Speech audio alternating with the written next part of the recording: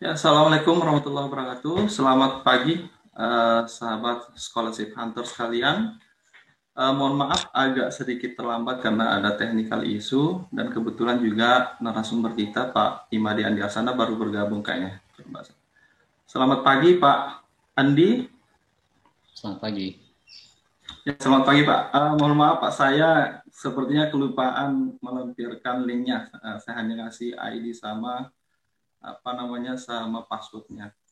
Uh, Sambil menunggu Zaki, Pak Andi, saya belum melihat Mbak Zaki nih gabung karena ada sesi sedikit dari Mbak Zaki. Pak Mbak Zaki sudah gabung?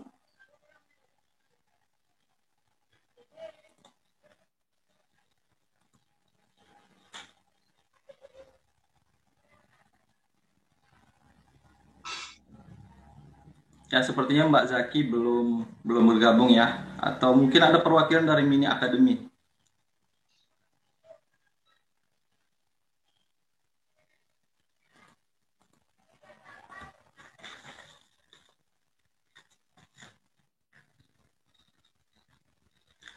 Baik, sambil nunggu Pak Andi, gimana kabar nih Pak Andi? Mudah-mudahan Baik, sehat baik. selalu nih Pak Andi. Sehat, sehat. Alhamdulillah. Nah, salam kenal ini Pak Andi. Ini perdana kita langsung uh, bertatap muka via Zoom Pak ya, walaupun sebenarnya sudah pernah kontak-kontak via email sih waktu saya apply AAS Pak. Senang sekali bisa satu bersama di kegiatan hari ini Pak Andi. Ya, sama-sama. Thank you. Ya Pak Andi. Gimana nih Pak Andi, apa kita sambil nunggu mini akademi atau kita bisa lanjut nih Pak Andi? Saya manut aja. Oh siap, kita tunggu lagi sebentar Pak Andi ya.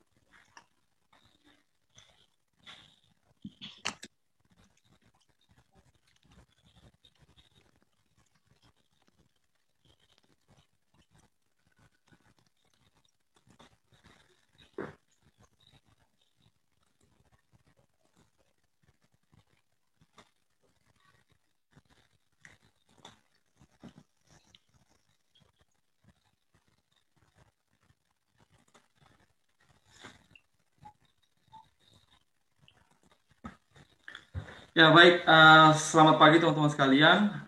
Berhubung narasumber kita pada pagi hari ini ada Bapak Imade Andi Arsana sudah bergabung bersama kita dan juga kebetulan Mbak Zaki. Mbak Zaki ini perwakilan dari Mini Academy baru gabung karena salah baca jadwal dikiranya UIB. Ya, Iya, maaf Mas, saya bingung nah, BIB kita.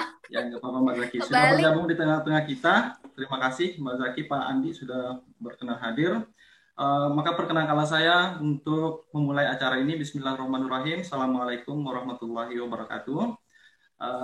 Yang saya hormati Bapak Imade Andi Arsana PhD selaku our resource speakers for today's event. Yang saya hormati juga Mbak Zaki, perwakilan dari Mini Academy yang merupakan partner SCLC dalam melaksanakan kegiatan di pagi hari ini. Tentunya sahabat scholarship hunter sekalian yang sama-sama saya banggakan, alhamdulillah di pagi hari ini kita semua masih diberi kesempatan dan kesehatan untuk bisa bergabung dalam acara sharing session dan bedah buku teranyar dari Bapak Imade Andi Arsana, Rahasia Beasiswa Australia yang Reborn. Untuk itu kita mulai saja masuk ke acaranya. Ada beberapa agenda kita di hari ini. Yang pertama itu akan ada info sedikit dari Mini Academy dari Mbak Zaki, akan disampaikan oleh Mbak Zaki. Setelah itu kita akan masuk ke acara inti, yaitu sharing session dan bedah buku dari Pak Imade Andi Arsana PhD. Dan setelah bedah bukunya nanti ada question and answer setelah sesi informasinya, dan kita akan closing sekitar jam 12 closingnya. Jadi di closing nanti kita selipkan penyerahan sertifikat ke Pandi selaku narasumber dan sesi foto bersama. Untuk menyingkat waktu, kita mulai saja ke sesi berikutnya, yaitu sesi info dari Mini Academy yang dalam hal ini akan disampaikan oleh Mbak Zaki. Pada Mbak Zaki, waktu disilakan Mbak Zaki ya. Terima kasih Kak Emba ya, ini dengan Kak Emba. Ya, siap. Betul, siap. Terima kasih teman-teman, mohon maaf saya salah jam, saya di Jogja. Bacanya jam di Wita malahan. Oke, perkenalkan saya Zaki dari Mini Academy. Kami sebuah lembaga yang bergerak di bidang education event creator. Kami punya beberapa program terkait dengan beasiswa luar negeri, kemudian program tentang career development dan lain-lain. Nanti selengkapnya bisa dicek di Instagram kami @miniacademy. Dan kami menghadirkan narasumber-narasumber yang luar biasa. Salah satunya tentu saja yang hadir di acara teman-teman pada pagi hari ini, Bapak Imade Andi Arsana PhD. Kami berkolaborasi dengan Pak Andi di beberapa acara. Ini kalau nggak pandemi kita sudah tiba di Sumbawa kayaknya Mas Andi ya. Iya benar. Iya, Bisa betul. main di sana nih, kulineran di sana benar, juga. Nah, senang sekali teknologi memfasilitasi kita, jadi kita bertemu di sini bersama Pak Andi. Kami kebetulan bersama Pak Andi bekerja sama untuk mendistribusikan karya terbaru beliau yang berjudul Rahasia Beasiswa Australia. Dan kali ini bukunya kami reborn karena buku sebelumnya sudah terjual lebih dari 1.000 eksemplar. Buku yang ini kami lengkapi, mungkin bisa next slide Kak Emba, mohon dibantu ada penjelasannya tentang buku Rahasia Beasiswa Australia Reborn ini. Ini lebih lengkap dari edisi sebelumnya, dilengkapi dengan Q&A juga yang biasa ditanyakan teman-teman pejuang beasiswa, kemudian lebih rapi, terstruktur, dan ada juga tips interview online. Kalau sekarang mungkin saat pandemi banyak sekali interview yang dilaksanakan online, dan di buku Pak Andi ini sudah disiapkan tipsnya. Khusus untuk teman-teman yang mengikuti acara teman-teman Sumbawa pada pagi hari ini bisa mendapatkan diskon. Nanti silakan langsung ke Marketplace Mini Academy di Shopee dengan kode voucher mini 06MAR dan nanti akan mendapatkan diskon khusus, serta untuk pembelian yang pakai voucher ini akan dapat tanda tangan langsung dari Pak Andi dan pesan khusus untuk para pejuang beasiswa. Demikian Kak Emba informasi dari kami, dan selamat belajar langsung dari penulis buku Rahasia Beasiswa Australia, Pak Andi Arsana. Terima kasih. Siap. Makasih banyak Mbak Zaki atas info dan diskonnya tentunya ya. Nah ini buat teman-teman sekalian nih kesempatan banget nih yang penasaran dengan buku Pak Imade Andi. Silakan mumpung ada diskon yang berlakunya cuma hari ini Mbak Zaki ya. Iya, cuma hari ini aja. Siap. Ya makasih Mbak Zaki. Sama-sama. Alright, kita masuk ke sesi berikutnya yaitu acara inti. Namun sebelum itu perkenankan saya untuk sedikit membacakan pekerjaan dan background beasiswa Pak Andi Aksana nih. Jadi kebetulan Pak Andi ini adalah dosen teknik geodesi UGM dan sekaligus juga sebagai kepala kantor urusan internasional di UGM. Correct me if I'm wrong Pak, ini saya Google ya, ini biodatanya Pak. Kemudian untuk beasiswanya Pak Andi, beliau luar biasa, Alison Sudrajat Awards, ini sangat luar biasa kalau di Australia ini, di 2012-2013, kemudian ALA, kalau teman-teman pernah dengar ALA, ini setingkat di atasnya AAS sekarang, lebih kompetitif lagi kalau ALA ini. Dan beliau juga pernah dapat United Nations Nippon Foundation Fellowship, dan di awal S2 beliau, pendidikan S2-nya itu menggunakan ADS, Australia Development Scholarship. Jadi nama AAS sekarang itu dulunya namanya ADS. Nah, itu sekilas tentang narasumber kita pada pagi hari ini. Nah, sedikit gambaran buat Pak Andi untuk peserta kita. Ini totalnya Pak ada 160. Ini luar biasa sekali antusiasme teman-teman. Kami memprediksi sekitar kurang dari 100 Pak. Ternyata pendaftarnya banyak sekali. Karena Zoom kami sangat limited, jadi kami hanya buka 100 untuk Zoom dan banyak yang minta untuk ditambah, akhirnya kami buka dengan live stream Pak. Jadi total peserta kurang lebih 160. Pekerjaannya beragam, jadi ini publik dan tersebar di seluruh Indonesia. Jadi base SCLC sebenarnya di NTB, tetapi pesertanya open untuk semua sebenarnya. Nah, sebagian besar peserta itu background-nya S1 Pak, jadi asumsinya mereka ingin lanjut S2.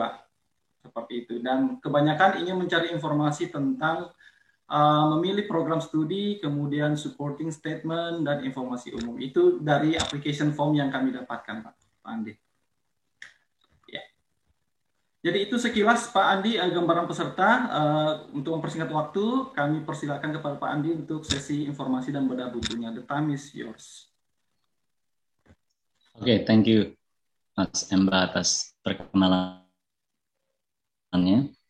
Selamat pagi teman-teman semua, semoga sehat dimanapun berada. Pagi, itu yang paling penting buat kita sekarang, semoga sehat dan terhindar dari COVID-19 terutama. Saya akan langsung aja share screen saya ya. Siap Pak. Masih belum diizinkan nih, siapa yang ini? Yes.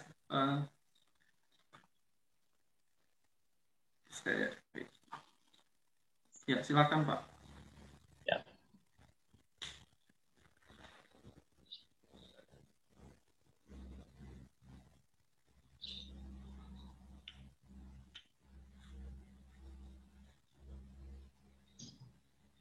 Oke.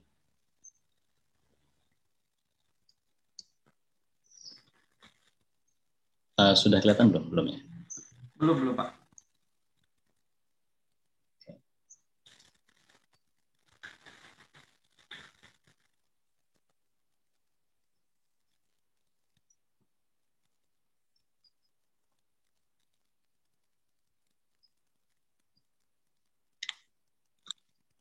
Sebentar ya, saya ada sedikit kendalanya.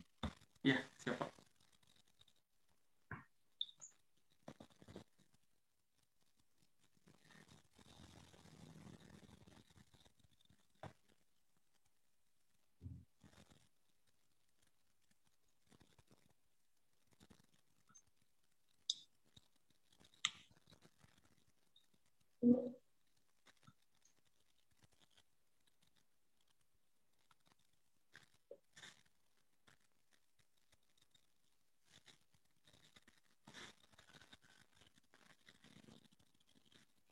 Oke, semoga sekarang sudah terlihat ya. Sudah Pak, sudah Pak Andi.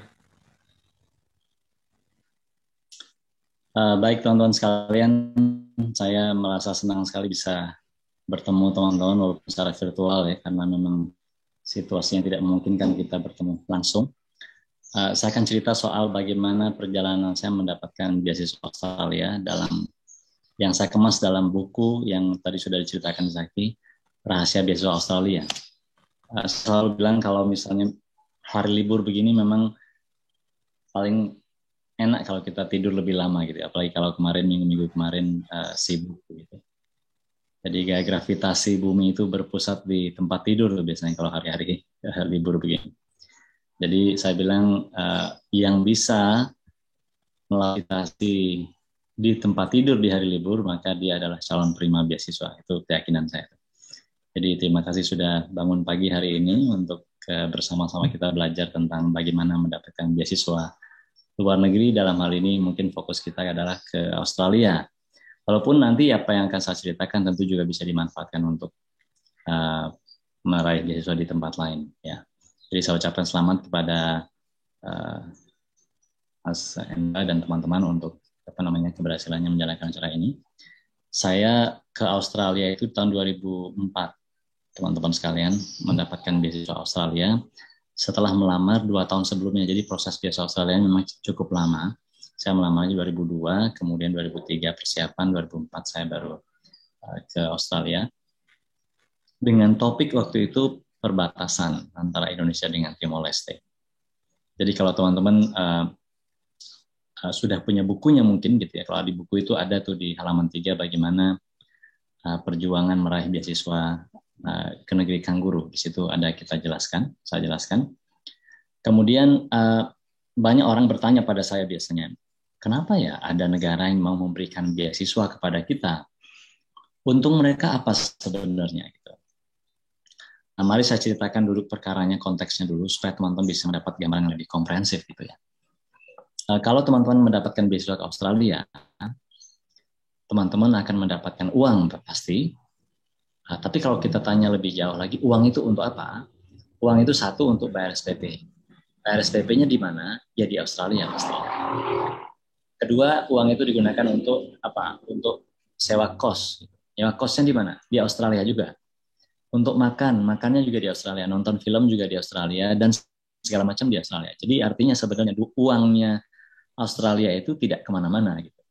Uangnya dia adalah untuk memutar ekonominya di Australia sendiri. Jadi pemberian beasiswa adalah salah satu cara menggerakkan roda ekonomi juga. Jadi artinya begini, kita memang berterima kasih kepada mereka, tetapi kita mungkin tidak harus merasa berutang-utang amat gitu kira-kira begitu ya. Karena memang secara ekonomi ini adalah satu strategi. Jadi kalau memang pinter tuh biasanya gitu. Sudah pinter, kaya gitu, dia akan kelihatan baik hati tapi tidak rugi. Jadi kalau pinter dan kaya itu jadi kelihatan baik hati dan tidak rugi. Bayangkan itu kan kombinasi yang manis lah begitu ya. Itu yang terjadi dengan beasiswa luar negeri. Kenapa mereka memberikan gitu. Mungkin teman-teman ada yang tidak tahu, Indonesia juga memberikan beasiswa luar negeri sekarang ini. Atau bahkan sejak tahun 90-an sebenarnya. Jadi di UGM itu ada beberapa ratus mahasiswa yang beberapa dari itu dapat beasiswa dari pemerintah Indonesia. Jadi artinya apa? Semua itu dalam rangka satu, menggerakkan ekonomi kita sendiri, kedua, memperbesar lingkaran pengaruh. Kenapa saya katakan begitu? Itu ada di halaman 7 kalau teman-teman mungkin nanti mau baca. Misalnya ini contohnya. Teman-teman tentu tahu siapa beliau, Pak Budiono, wakil presiden kita sebelumnya. Beliau adalah alumni Australia. Jadi mungkin teman-teman kalau misalnya punya motivasi untuk apa sekolah ke Australia, mungkin paling tidak supaya seperti Pak Budiono kira-kira begitu ya. Beliau adalah orang di tahun-tahun pertama dapatkan beasiswa yang sedang kita bicarakan sekarang. Beliau adalah juga penerima, walaupun waktu itu namanya bukan AAS tapi Colombo Plan, gitu ya. Nah, bayangkan kalau Pak Budiono itu tidak diberi beasiswa pada tahun 60-an dulu, mungkin Australia tidak bisa bangga mengatakan bahwa alumninya menjadi wakil presiden di negara dengan GDP nomor 16 di dunia. Jadi memperbesar lingkaran pengaruh adalah salah satu tujuan kenapa negara memberikan beasiswa kepada negara lain. Begitu. Atau kalau teman-teman tanya lagi, siapa lagi sih yang dapat beasiswa Australia? Teman-teman tahu ini? Saya kira nggak ada yang nggak tahu ini. Walaupun agak menarik, saya pernah di satu universitas di Jogja, bayangkan. Begitu saya tayangkan wajah ini, ada yang tidak tahu ini siapa. Saya kira Najwa Shihab harus merasa sedih. Kenapa saya tayangkan ini? Karena Najwa Shihab adalah juga alumni beasiswa Australia. Dan kebetulan sekali saya merasa sangat beruntung satu angkatan sama Nana. Beasiswanya Ala tadi sudah dijelaskan oleh Mas Emba ya. Makanya kalau teman-teman lihat di buku saya itu ada tulisannya Nana tuh yang bilang paket komplit dalam satu buku, informasi, tips, motivasi. Itu ada di cover buku yang mungkin nanti teman-teman bisa dapatkan. Karena memang ada relasi pertemanan di situ di dalam satu beasiswa. Gitu ya. Nah, kalau teman-teman tanya, bagaimana sih sebenarnya caranya mencari beasiswa luar negeri secara umum? Nah, saya udah buatkan ini menurut pengalaman, menurut bertanya pada orang juga, melihat orang-orang lain melakukannya, menurut pengalaman saya menjadi penyeleksi juga beasiswa, akhirnya sekarang saya buatkan satu paket menurut saya cukup lengkap ini. Langkah-langkah yang harus kita lakukan untuk meraih beasiswa. Selalu dimulai dengan ketertarikan pastinya. Kalau sudah tertarik, biasanya kita mencari informasi. Seperti teman-teman sekarang, teman-teman saya yakin tidak ada yang memaksa untuk datang ke sini. Bukan karena dimarahin mamahnya gitu ya, bukan karena ditugaskan dosennya, tapi karena memang punya ketertarikan untuk mendapat beasiswa, maka teman-teman akan hadir ke sini, gitu. Mencari informasi dari sumber resmi dan seterusnya. Perlu acceptance atau tidak, dan sekarang akan di semua prosedur sehingga nanti pada akhirnya mendapatkan beasiswa gitu. Mungkin saya tidak akan jelaskan secara detail sekarang, tapi kalau nanti ada yang mau nanya silahkan. Oke. Ini sudah saya jelaskan juga di buku di halaman 25 untuk kalau teman-teman memiliki bukunya ya. Sangat lengkap di sana. Nah, kalau kita lihat beasiswa Australia sekarang kita fokus ya. Itu semua informasinya ada di sini, di websitenya ini, australiaawardsindonesia.org. Jadi kasarannya saya selalu guyon begini, sebenarnya teman-teman nggak harus ikut acara seperti ini sebenarnya. Tidak harus gitu ya. Kenapa? Karena semua informasi yang esensial itu ada di sana. Tetapi memang akhirnya orang-orang tetap merasa perlu untuk ngobrol dan segala macam karena memang ada sesuatu yang tidak semuanya bisa diungkapkan di website itu. Ada soal rasa, ada soal strategi di situ yang kemudian itulah yang membuat saya berani mengatakan istilah rahasia untuk beasiswa Australia itu karena semua orang akan mengalami pengalaman yang masing-masing yang kemudian bisa dijadikan referensi mungkin melebihi atau agak berbeda dengan apa yang ada di website tersebut. Tapi secara umum tahapnya seperti ini. Sekarang ini lagi bukaan nih, saya kira teman-teman tahu, nanti deadline-nya 30 April 2021. Kemudian tahap keduanya nanti pada bulan Juni, kalau teman-teman sudah misalnya apply bulan April ya, bulan Juni itu akan dilakukan pemberitahuan apakah teman-teman lolos untuk tahap berikutnya. Nah, kalau teman-teman lolos tahap berikutnya, baru nanti akan ada tes itu, tes IELTS. Jadi intinya kalau teman-teman mau daftar sekarang itu bisa pakai IELTS, bisa pakai TOEFL. Tapi nanti begitu tes, teman-teman akan dites untuk IELTS-nya. Dan akan ada interview juga. Oke. Nah, baru setelah itu semua, nanti setelah ada panggilan, baru akan melakukan proses tes itu pada bulan Juli 2021. Biasanya tes ini dipusatkan di beberapa tempat di seluruh Indonesia. Kalau dia offline ya, kalau sekarang online berarti melakukannya secara online seperti yang saya terapkan sekarang. Baru nanti pada bulan Agustus 2021 teman-teman akan dikasih tahu lolos apa tidak. Nah, tahap ini semua ini sudah ada di halaman 77 kalau saya juga coba elaborasi di situ. Nah, teman-teman yang berasal dari wilayah tertentu yaitu Aceh, Nusa Timur, Maluku Utara, Nusa Tenggara Barat, Maluku, Papua Barat itu mendapatkan keistimewaan dalam tanda petik karena teman dianggap sebagai geographical focus area. Jadi kawasan-kawasan yang memang menjadi fokus dari beasiswa ini sehingga peluangnya menjadi lebih tinggi dan perempuan serta teman-teman yang berkebutuhan khusus. Oke, nah apa istimewanya? Istimewanya adalah syarat bagi teman-teman yang memenuhi kriteria ini itu lebih rendah dibandingkan teman-teman yang lain. Ya, nanti akan saya jelaskan. Jadi fokusnya di situ. Kemudian semua beasiswa atau proses ini secara online sekarang, jadi teman-teman tidak perlu lagi ngambil formulir, mencetak, menulis di kertas dan segala macam, tidak perlu. Semuanya dilakukan secara online di oasis.dfat.gov.au. Jadi teman-teman di sana sebelum login tentu mendaftar dulu. Setelah mendaftar punya account, dan setelah punya account mulai mengisi. Nah, mulai mengisi ini nanti kalau teman-teman belum selesai mengisi, ya udah kita save aja sekarang, lanjutkan besok lagi. Besoknya lanjutin sedikit lagi, tambahin. Kalau kita belum selesai, di save lagi, sampai kemudian nanti lengkap dan disubmit. Jelas submitnya harus sebelum tanggal 30 April 2021 gitu ya. Jadi ini menurut saya sangat convenient gitu. Jadi kita tidak harus mengisi satu kali jalan, bisa mengisi beberapa kali, berkali-kali bahkan. Kalau kita lagi ingat sesuatu, ya udah buka aja terus diisi. Dapat inspirasi sedikit, buka lagi, diisi lagi, lalu di save. Gitu ya. Ini menurut saya sangat convenient. Oke. Tapi jangan lupa, walaupun teman-teman itu ada di halaman 53 ya, saya udah jelaskan artinya secara teknis bagaimana mengisinya. Biarpun teman-teman ada formulirnya, itu jangan lupa ada juga additional information form yang ada di website AS ini, seperti yang saya tulis Australia Awards Indonesia .org gitu. Di situ ada additional information form namanya Australian Awards Scholarship Application 2022 intake. Nah, teman-teman juga harus mengisi di sini. Jadi selain mengisi di form tadi yang online yang DFAT atau OASIS tadi, harus mengisi di sini juga. Itu penting banget untuk dilakukan. Saya ingatkan kenapa? Karena banyak orang kemarin ini lupa ngisi ini karena dia hanya mengisi formulir beasiswa gitu. Oke. Nah, segala pertanyaan yang teman-teman miliki sekarang itu sebenarnya menurut saya sebagian besar sudah ada jawabannya di website resminya. Di situ ada brosur, di situ ada handbook policy. Jadi bayangkan handbook policy-nya itu sekitar 170-an halaman. Kalau teman-teman merasa semangat menurut saya, itu harus kita lahap dengan baik tuh 170 halaman itu sehingga semua pertanyaan tentang policy kebijakan dari misalnya dapat berapa, gimana caranya, segala macamnya teknisnya itu ada di sana.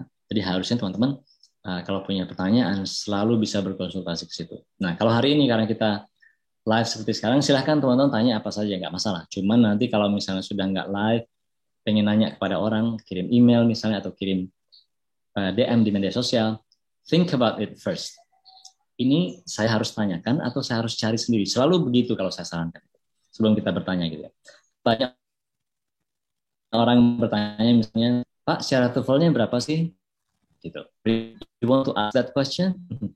Atau harusnya dicari sendiri gitu. Jadi sebelum bertanya, coba tanya dulu pada diri sendiri, ini pertanyaan harusnya saya tanyain atau saya bisa cari sendiri? Think about that. Nah, kalau kita bicara soal beasiswa Australia, keistimewaannya menurut saya dibandingkan beasiswa lain itu cukup banyak. Tentu semua beasiswa punya keistimewaan, tapi saya akan lihat perbedaan. Ternyata syarat bahasa dan IPK-nya tidak terlalu tinggi. Nanti kita akan lihat ya. Saya mungkin bisa katakan sekarang 2,9 saja. Oke, atau kalau teman-teman berasal dari geographical focus area tadi, dari kawasan-kawasan tertentu tadi yang kita sudah bicarakan, atau kaum perempuan dari kawasan itu, atau punya disabilitas, itu bahkan bisa 2,75 saja. Oke, ada ELTA, English Language Training Assistant, kalau nggak salah namanya. Jadi intinya kalau teman-teman berasal dari kawasan tertentu, merasa bahasa Inggris yang kurang bagus, teman-teman bisa apply beasiswa untuk belajar bahasa Inggris dulu. Jadi bayangkan, apply beasiswa untuk belajar bahasa Inggris dulu agar memenuhi syarat beasiswanya. Jadi this is I think really special gitu ya. Tidak banyak atau tidak ada bahkan setahu saya beasiswa yang memberikan beasiswa untuk persiapan agar memenuhi syarat beasiswa itu, gitu ya. Itu ELTA. Nah, terus nanti ada pelatihan bahasa sebelum teman-teman berangkat. Pelatihan bahasa itu bagus karena buat culture juga segala macam. Ada prioritas untuk daerah Indonesia Timur tadi atau sebenarnya tidak timur sih ya, tidak selalu timur maksudnya, tapi kepada kawasan yang memang dikhususkan. Dan selama di Australia bisa bekerja. Ini menurut saya cukup menarik ya. Bisa bekerja itu berarti bisa bekerja apa saja di sana dan itu secara legal kita bisa dapat pengalaman dan tentu saja mendapat tambahan penghasilan jika memang itu jadi satu motivasi. Itu ada di halaman 45 tadi ya, keistimewaan ini. Nah, teman-teman nanti akan ditanyain, disuruh memilih mau ngambil jurusan apa di universitas apa. Oke, teman-teman akan dikasih 2 kesempatan. Nah, pendekatannya bisa di satu universitas milih 2 program, tapi ini tidak disarankan. Yang disarankan adalah seperti ini. Milih di 2 universitas dengan program di masing-masing itu. Jadi bukan di satu universitas ya. Itu yang teman-teman disarankan. Jadi mulai sekarang coba lihat di universitas yang mungkin teman-teman mau tuju. Program apa di sana yang menarik buat teman-teman. Tentu saja cara paling umum yang dipikirin orang adalah ya udah kita Google dulu aja kan gitu kan. Nah, bagaimana caranya melakukan googling agar lebih efektif, lebih menukik kepada tujuan kita. Contoh saja ini. Kalau teman-teman ingin mencari agriculture business misalnya, langsung klik Google dan search. Teman-teman bisa bayangkan, dokumen yang keluar mesti jutaan. Any documents with the word agriculture and business itu pasti ditampilkan. Bedakan dengan ini misalnya, kalau saya kasih tanda seperti ini, tanda petik, tutup dan buka dan tutup. Ini tentu beda hasilnya kan. Saya kira teman-teman paham maksudnya. Kalau yang tadi, ini semua yang ada kata-kata agriculture dan business itu ditampilkan walaupun dia tidak gandeng gitu ya. Tapi kalau kita paksa begini, berarti dia harus mencari frase agriculture business. Atau kalau teman-teman mau, ini contoh saja, ini berarti mencari agriculture business di perguruan tinggi mana nih? Ya, betul. Amerika. Karena kita tahu .edu itu Amerika. Kalau mau jadi Australia berarti .edu.au. Nah, kalau teman-teman cari begini caranya, ini pasti akan menghasilkan informasi dari Universitas Australia saja tentang agriculture business. Atau kalau ke UK seperti ini, dan seterusnya. Nah, artinya ini hal yang sangat teknis, sederhana, tetapi saya yakin ini bisa membantu kalau kita benar-benar gitu. Daripada kita langsung orang sering Google, kalau kamu cara menggoogle, kamu akan justru tenggelam dan tersapu bersih oleh tsunami informasi gitu. Now you'll be overwhelmed with a lot of information, or too many, or too much information. Okay? Nah, setelah teman-teman mendapatkan jurusan atau program studi lewat Google tadi, berarti kan teman-teman akan melihat ke website resminya perguruan tinggi itu. Maka setelah itu lanjutannya adalah teman-teman ngecek program itu di namanya Commonwealth Register of Institutions and Courses for Overseas Students atau CRICOS. CRICOS ini adalah miliknya atau diktinya lah mungkin ya, diktinya Indonesia yang mendaftar semua program yang memang ditawarkan kepada mahasiswa internasional di seluruh Australia. Jadi program apapun yang teman-teman temukan di website sebuah universitas, itu harus dicek di CRICOS ada nggak gitu. Di CRICOS harusnya ada, kalau dia ada di CRICOS berarti sudah terdaftar di situ, berarti sudah diakui, kira-kira begitulah ya. Nah, sekarang teman-teman mungkin nanti akan juga sebagian besar di sini saya kira mengambil master ya kemungkinan ya, bukan PhD ya, artinya lebih banyaknya gitu kalau tidak salah. Master itu ada yang by research atau by coursework. Nah, kalau di Indonesia kalau teman-teman lihat semua S2 itu pasti ada tesis di belakangnya kan, pasti ada mengerjakan tesisnya. Nah, kalau di Australia itu enggak semua begitu. Ada juga master yang hanya coursework aja, hanya belajar saja, lalu ikut ujian segala macam, tidak pakai tesis di belakang, dan dia bisa lulus, namanya coursework. Atau kalau by research itu mungkin yang seperti di Indonesia, produk akhirnya nanti berupa sebuah riset besar atau tesis yang gede gitu ya. Nah, teman-teman sekarang boleh memilih itu, either mau master by research atau master by coursework. Sekedar informasi untuk menguatkan teman-teman memilih, durasinya itu yang by research itu 2 tahun, yang by coursework itu 1 tahun. Di by research ada tesis, di coursework tidak ada tesis. Apakah master by coursework atau riset ini bagus untuk nanti kita apply PhD? Jawabannya adalah master by research akan dianggap lebih baik untuk PhD karena dia punya pengalaman riset sendiri. Walaupun bukan berarti master by coursework tidak bisa mendaftar PhD. Oke. Jadi kalau saya ditanya lebih bagus yang mana? Jawabannya seperti tadi. Jadi tergantung kita mau apa nih. Kalau teman-teman mau bekerja secara profesional, mungkin by coursework itu tepat. Tidak akan misalnya bekerja sebagai akademisi yang nanti harus ngambil PhD dan segala macam. Atau mungkin nanti pertanyaannya adalah, kalau kita terlanjur ngambil master by coursework, bisa nggak ngambil PhD? Bisa, tapi dengan syarat harus teman-teman harus menunjukkan kemampuan risetnya. Misalnya di nanti ketika S2 di Australia itu di bagian terakhir, ngambillah mata kuliah yang ada risetnya misalnya. Atau setelah pulang dari S2, lakukan riset secara independen, lalu publikasikan riset itu. Sehingga itu akan menguatkan portfolio kita. Semuanya ada di halaman 49 kalau teman-teman lihat bukunya. Nah, kalau kita kemudian itu tadi kita bicara soal memilih master by research atau course segala macam, tapi kalau misalnya diminta, kenapa sih kita memilih atau apa alasannya kita memilih sebuah program studi? Nah, teman-teman harus dengan jernih bisa menjelaskan itu agar kuat ya, agar solid gitu landasannya. Kalau saya biasanya sih menyarankan seperti ini, karena kita dari Indonesia dan akan berangkat ke Australia, maka harus mengenal 2 negara ini. Pertama, kita harus kenal banget Indonesia. Jadi masalah Indonesia apa sih? Gitu ya. Kita bisa lihat dari misalnya prioritas riset nasionalnya, PRN-nya. Kita juga bisa lihat dari nawacita misalnya, kalau terkait dengan program presiden ya. Jadi dengan melihat semua itu, kita jadi tahu, oh ternyata fokus dari penelitian atau kepentingan Indonesia itu ada di sini. Kita harus tahu dulu fokus bangsa kita apa. Kedua, baru kita perhatikan fokusnya Australia apa. Dari mana kita tahu itu? Dari priority development area-nya yang di beasiswa AAS ini. Ada priority development area dikatakan, dia jelas mengatakan tahun ini kami akan arahkan beasiswa kami untuk bidang ini dan ini misalnya. Nah, kalau untuk 2021 menuju 2022 ini, itu jelas banget COVID-19. Saya kira ini semua pemberi beasiswa akan ke arah sini. COVID-19 itu adalah area besarnya. Tapi teman-teman juga lihat di sana, jangan membayangkan COVID-19 misalnya hanya terkait kesehatan dan segala macamnya. Tapi karena COVID-19 ternyata mempengaruhi segala macam aspek kehidupan. Ekonomi salah satunya, keamanan. Gitu ya. Nah, artinya teman-teman walaupun COVID-19, jangan berkecil hati dulu kalau kita merasa bidang ilmu kita agak jauh dari COVID-19. At the end of the day, semuanya itu terkoneksi dan bagaimana kita bisa meyakinkan diri kita bahwa sebenarnya bidang saya ini ada kontribusinya kepada COVID-19. Misalnya begitu. Jadi, itu. Berikutnya apa lagi yang kita cek? Yang kita cek adalah AusAid Project. Projectnya Australia di Indonesia itu tentang apa sih? Itu kan berarti kalau Australia sampai mendirikan atau memberikan atau melakukan satu proyek di Indonesia dengan dananya sendiri, berarti kan artinya bagi dia itu penting. Nah, setelah kita tahu yang penting bagi Indonesia dan yang penting bagi Australia, kita iriskan.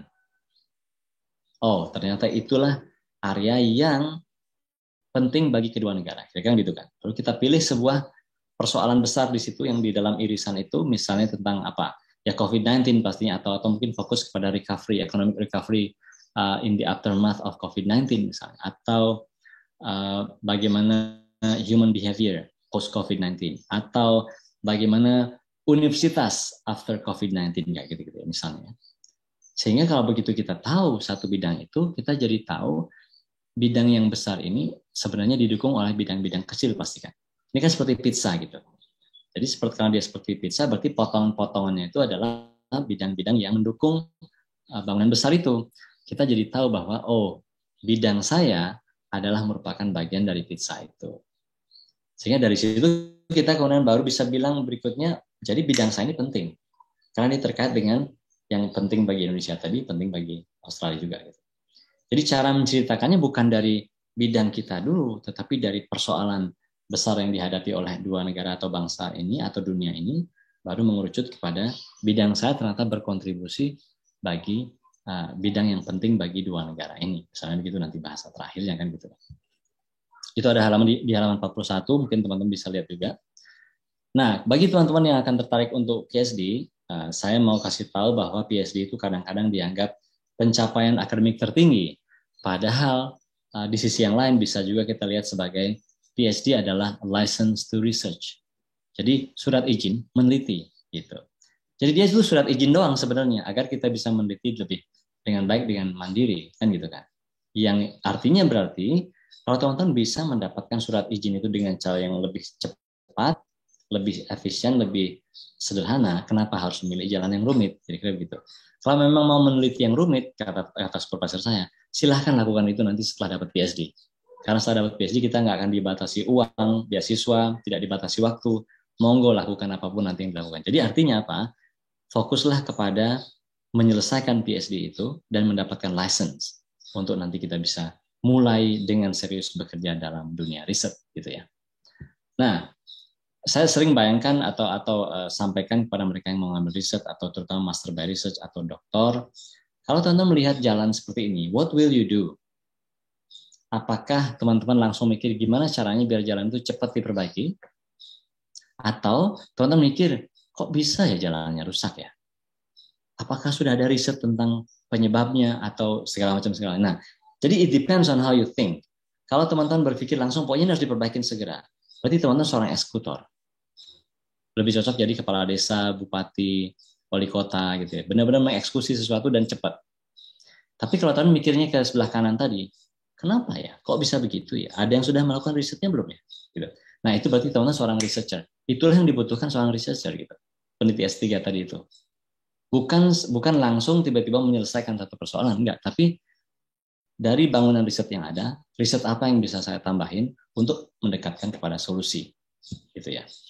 Nah, jadi dengan konsep itu tadi, sebenarnya riset proposal itu untuk apa dibuat? Nah, ternyata dia dibuatnya untuk meyakinkan 5 hal ini. 1, memang ada kebutuhan untuk meneliti topik itu. Jadi harus dikatakan di riset proposal harus ada justifikasinya itu. Memang perlu nih meneliti topik ini.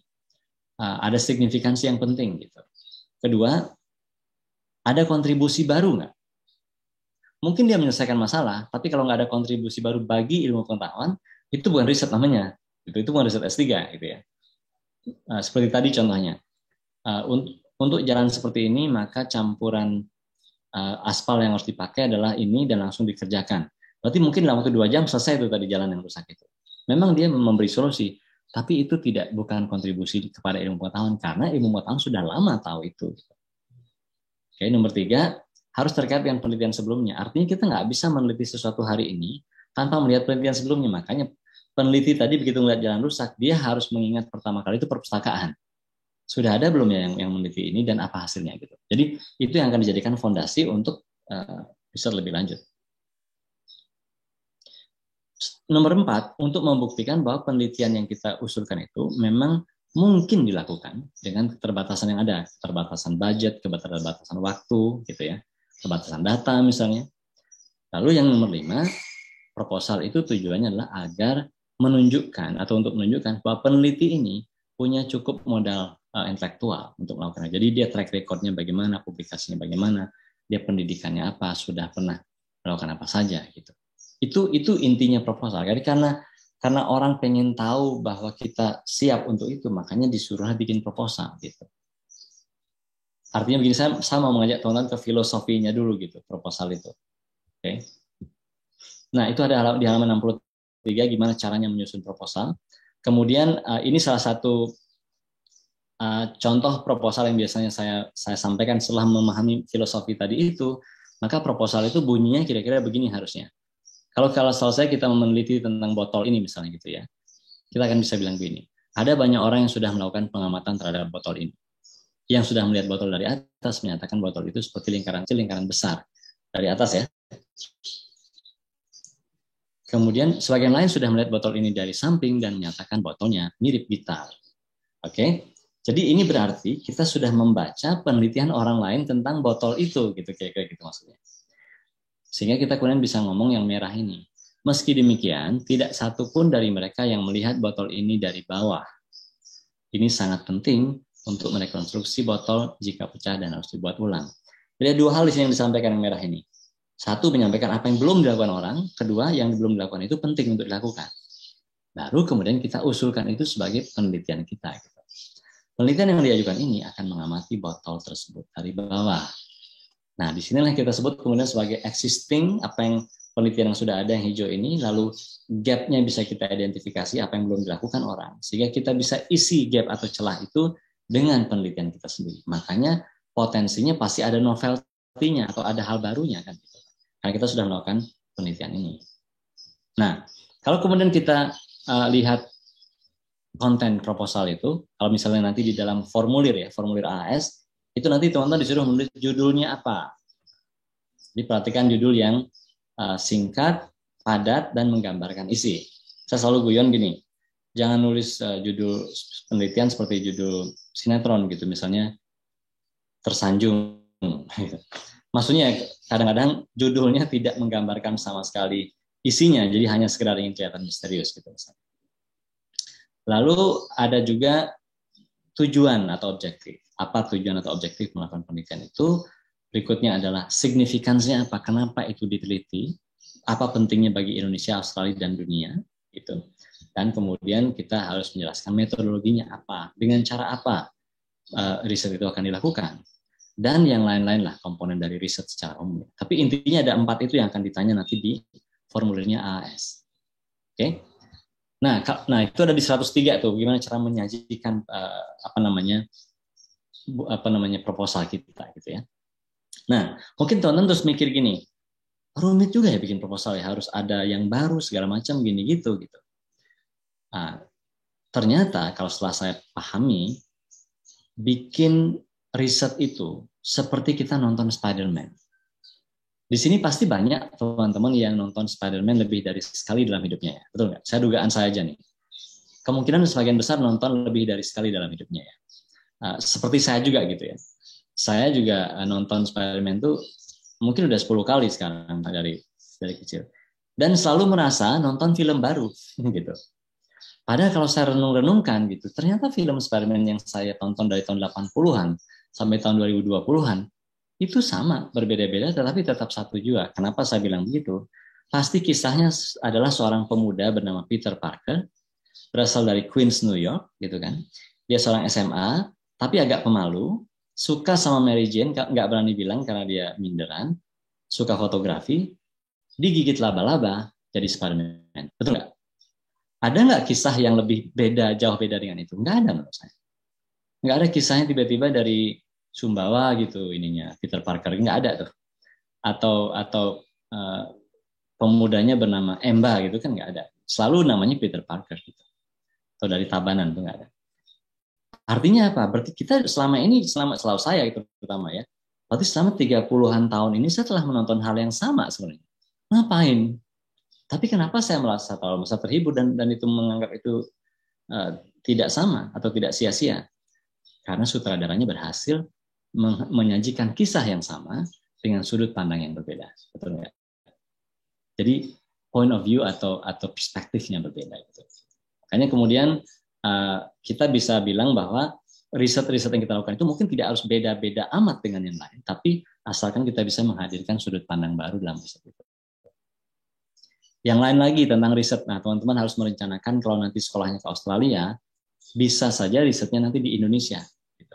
Kalau risetnya di Indonesia berarti nanti akan ada satu aktivitas melakukan field work, kerja lapangan ke Indonesia. Nah, itu harus direncanakan dari awal tuh kapan melakukan fieldworknya, data apa saja yang harus diambil, metodenya kayak apa, kontaknya dengan siapa, tim pendukungnya bagaimana, pendanaannya. Jadi harus teman-teman sudah dari awal tahu bahwa akan suatu hari nanti pulang ke Indonesia atau ke negara lain melakukan penelitian dan begini nanti rencananya dan begini nanti pendanaannya misalnya. Sehingga AUSAID itu DFAT atau AS dari awal bisa mengetahui dan itu menjadi pertimbangan apakah teman-teman akan diterima atau tidak.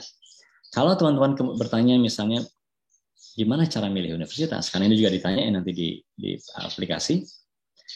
Intinya adalah teman-teman harus punya pilihan A, B, C, D sampai Z terserah, tapi harus punya kriteria bagaimana menilai atau membandingkan universitas A, B, C itu. Nah, saya kasih 5 atau 6 kriteria di sini. 1, publikasinya banyakkan mana? Kira-kira gitulah di bidang teman-teman tentunya. Kedua, reputasi akademiknya bagaimana? Itu bisa dilihat dari QS ranking, THI ranking, dan segala macam. Lalu reputasi supervisor, calon supervisor kita itu bagus apa enggak? Atau gimana dia reputasinya? Apakah dia adalah orang yang berkontribusi pada ilmu pengetahuan sangat banyak atau tidak, atau dan segala macam. Terus apakah universitas ini berkontribusi enggak pada society? Kalau kami di UGM dengan sangat bangga menceritakan kami adalah universitas yang sangat peduli pada masyarakat karena kami punya KKN yang serius seluruh Indonesia bahkan. Itu salah satu yang bisa kita nilai. Lalu existing network. Misalnya begini, memang dari A, B, C ini yang lebih bagus tuh A dan B. C nggak terlalu bagus misalnya. Tapi network teman-teman dengan C itu bagus. Misalnya begini, kita punya supervisor atau pembimbing S1 atau S2 dulu yang ternyata punya relasinya dengan Universitas C. Walaupun dia tidak sebagus A dan B misalnya loh ya. Dan merasa sudah nyaman dengan itu dan cocok penelitiannya, ya udah.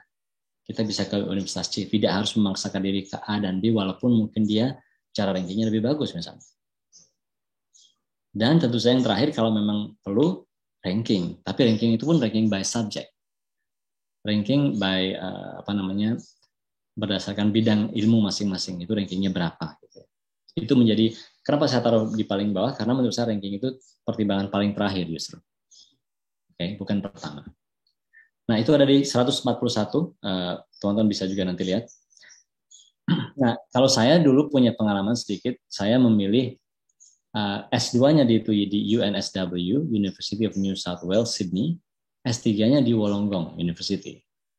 Nah, menarik ini karena UNSW itu sangat keren, satu yang terbaik di Australia, terutama engineering-nya. Dan dia masuk grup 8, istilahnya group of 8. Sementara Wollongong tidak sama sekali masuk itu semua.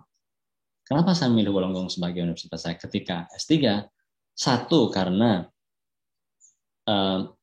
supervisor saya pindah ke sana, profesor saya waktu S2. Jadi dia merasa di situ lebih bagus environment-nya.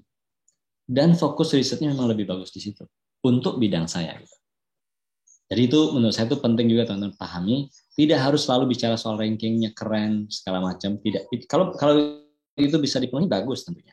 Tapi jika tidak, kita harus mempertimbangkan hal yang lain. Nah, kalau sekarang kita lihat misalnya ada yang bertanya juga nanti, bagaimana apa yang kita pelajari di Australia ini akan berpengaruh pada karir masa depan kita. Gimana caranya menjawab itu agar konteksnya tepat? Pertama kita harus jelasin peran kita hari ini apa. Peran kita hari ini adalah ini, current roles, whatever your roles are or is. Kita punya peran hari ini dengan kebutuhan skill seperti ini. Dan saya sudah punya. Misalnya, saya dosen, saya bisa mengajari kayak gitu ya. Lalu pertanyaan berikutnya tuh gini, di masa depan pengennya apa peran kita, gitu kan? Katakan 5 tahun lagi, 10 tahun lagi, 15 tahun lagi, apa sih yang kita perankan? Nah, kalau kita sudah tahu peran kita di masa depan apa, kita juga bisa ngecek berarti skill apa yang kita butuhkan di masa depan itu. Oke, jadi ada peran hari ini dan skill hari ini, ada peran di masa depan dan skill di masa depan yang kita mau capai. Nah, bagaimana gap itu bisa ditutupin kan gitu kan? Nah, disinilah penghubungnya. Ternyata penghubungnya itu adalah study in Australia itu tadi. Sorry, ini salah ketik ya, i-nya hilang. Study in Australia itu yang harusnya bisa membuat kita mendapatkan new skills ini, kan kira-kira gitu. Jadi kita jadi bisa melakukan atau memainkan future roles ini. Jadi begini kerangka berpikirnya, apapun yang nanti ditanyakan, teman harus kerangka mikirnya seperti ini. Walaupun nanti silahkan sampaikan contohnya sendiri gitu ya. Nah, pertama kalau kita mau kasih tips nih untuk belajar atau apply beasiswa, jangan menghakimi diri sendiri. Terutama apalagi menghakimi diri sendiri lewat kacamata orang lain gitu ya. Kacamata sendiri aja nggak boleh menurut saya. Pernah nggak teman-teman mikir gini, mendapatkan kesempatan atau ada poster gitu tentang beasiswa atau tentang lomba. Begitu kita lihat poster itu, kita bilang dalam hati nih, aduh, kayaknya enggak deh, kayaknya nggak mungkin aku dapat gitu. Karena mengatakan nggak mungkin dapat, jadi kita nggak jadi daftar. Karena nggak jadi daftar, pastilah hasilnya udah pasti, nggak mungkin dapat kan. Yang menarik kemudian 2 minggu kemudian kita tahu ada seorang kawan dapat atau jadi juara bahkan. Padahal kita tahu loh, dia kan kemampuannya sebenarnya tidak lebih bagus dari saya. Atau bahkan kita kadang-kadang sombong dalam hati mikir, kan saya lebih pintar dari dia sebenarnya. Kok dia bisa dapat? Jadi sekarang udah tahu kita. Yang dapat sama yang nggak dapat tuh kadang-kadang bedanya tipis. Apa bedanya? Daftar sama nggak daftar aja. Kadang-kadang gitu. Makanya menurut saya agar kita tidak menyesal, kita harus mendaftar. If you don't want to regret, you just have to register. Gitu. Daftar dulu. Gitu. Karena kalau nggak daftar biasanya menyesal. Oke, daftar dulu. Kenapa harus saya katakan daftar dulu? Karena syaratnya nggak rumit. Ya kan? Kan cuma 2,9 syaratnya. Atau bahkan 2,75 bisa. Sorry. Saya tahu saya kalau mengucapkan istilah cuma 2,9 itu kadang-kadang ada orang tersinggung gitu ya. Karena merasa IP segitu itu bukan cuma, Pak. Sebaiknya jangan gunakan kata-kata itu. Ya, mohon maaf kalau gitu. Tapi intinya tuh gini. Kalau teman-teman adalah orang yang serius, bahkan ikut acara ini pagi-pagi, bangun dari tempat tidur ketika gravitasi berpusat di tempat tidur, artinya teman-teman adalah orang yang siap sebenarnya untuk mengusahakan IP segini, gitu loh maksud saya. You have all the right, you have all the capacity. Oke? Itu yang saya sarankan kenapa daftar, karena memang syaratnya, mumpung syaratnya nggak tinggi-tinggi amat. Itu ada di halaman 181 dan 57 ya, kalau kita bicara soal belajar TOEFL, belajar IELTS gitu ya, ada di buku itu. Yang berikutnya apa? Kalau nanti teman-teman ternyata lolos, teman-teman akan diwawancara. Nah, wawancara itu nanti ada tipsnya lagi tuh, wawancara yang baik itu kayak apa segala macam. Saya selalu mengucapkan confidence itu penting, tapi bisa dibangun confidence itu. Karena banyak orang yang sekedar bilang, udah pokoknya percaya diri aja, cuek aja gitu. Ada yang itu. Udah percaya diri aja, tampil santai aja. Like, come on man. Semua orang tahu itu, tapi how exactly you do it, right? Gitu. Nah, itu ada beberapa tips yang saya sampaikan di buku misalnya, atau kalau mungkin saya boleh tampilkan sedikit sekali, contohnya gini aja. Teman-teman udah pasti banyak yang pernah ikut wawancara nih. Contoh yang paling sederhana gini, ketika kita masuk ruangan wawancara, kita kan udah deg-degan, betul nggak sih? Udah gemeteran, pastilah orang gemeterannya dari 3 hari yang lalu kok. Begitu kita masuk ke ruangan, karena dipanggil misalnya namanya, Andi silakan masuk, atau Andi Arsana please come in, gitu. Wah, kita udah kayak mau pingsan aja kan. Buka pintu, apalagi pintunya itu ada suaranya. ya, waduh itu udah kayak nambah sensasi dramatis lagi tuh. Begitu kita buka, kita jadi kayak blank gitu kan. Paling terus ngeliat wajah-wajah para interviewer yang menurut kita tuh sangar dan garang gitu. Nggak tahu lah, sebenarnya orangnya tersenyum, tapi menurut kita tiba-tiba aja seperti bengis gitu, seperti apa pencabut nyawa gitu. Selalu kita merasa gitu. Itu akan membuat teman-teman shock atau tiba-tiba kehilangan kata-kata. Mungkin ada yang mengalami itu. Saya kasih tahu, itu wajar. Okay? Kenapa orang nervous? Karena dia serius. Kalau nggak serius, pasti nggak nervous. Betul nggak? Ya pastilah. Kalau teman-teman misalnya cowok-cowok nih yang masih belum punya istri ya, kalau ketemu cewek yang dia tidak taksir, pasti nggak ada apa-apa. Nggak perlu grogi. Tapi kalau grogi, nah ini nih tanda-tanda keseriusan sebenarnya gitu. Jadi grogi adalah tanda serius. So don't worry about that. Don't worry about that too much. Tapi bisa dilatih. Contohnya begitu buka pintu, nggak usah mikir terlalu lama, lihat langsung bapak atau ibu yang mewawancara, sampaikan salam langsung di kesempatan pertama. Selamat pagi Bapak, selamat pagi Ibu. It will take you only 2 minutes, tapi it will make a difference, right? Pagi Bapak, saya menunduk. Selamat pagi Ibu. You know, satu kalimat itu akan mampu mengubah persepsi atau meletakkan fondasi positif pada persepsi orang yang melihat kita. Yakin, saya yakin sekali.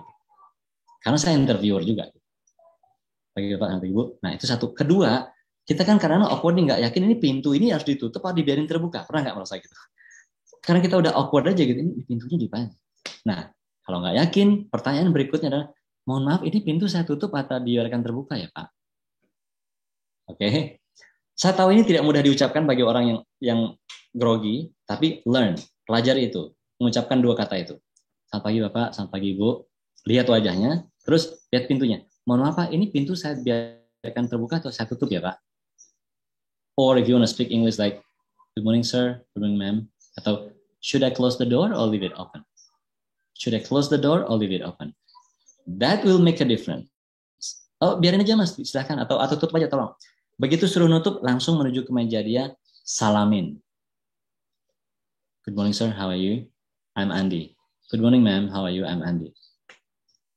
Do it in 2 seconds, lihat matanya. That will make a difference already. Oke, itu interview.